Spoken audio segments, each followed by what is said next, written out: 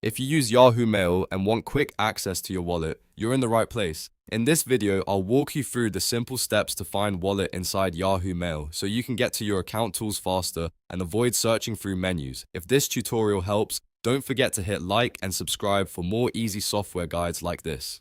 Let's get into it. First, open Yahoo Mail in your browser or app and make sure you're signed in to the correct account.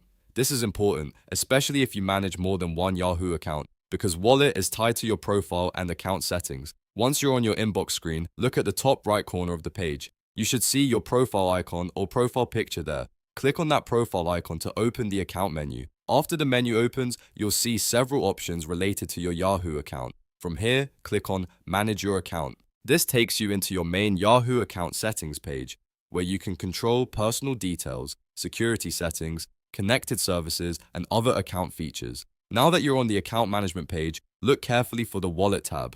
Depending on your layout, it may be shown among other account sections, so take a moment to scan the page. Once you find Wallet, click on it. This should open your Wallet area where you can view and manage the information connected to that section of your Yahoo account. If you don't see Wallet right away, don't worry. Sometimes the page layout changes slightly depending on the device, browser, or account region. In that case, make sure you're fully signed in, refresh the page, or check whether the wallet option is inside a drop-down or side menu. The key steps are still the same. Open Yahoo Mail, click your profile at the top right, choose Manage Your Account, and then select Wallet. And that's it. You've now accessed Wallet in Yahoo Mail in just a few clicks. This is a fast way to get to the right account section without having to dig through unnecessary menus. If this video was helpful, please like the video, subscribe to the channel, and turn on notifications so you don't miss the next tutorial. Thanks for watching, and I'll see you in the next one.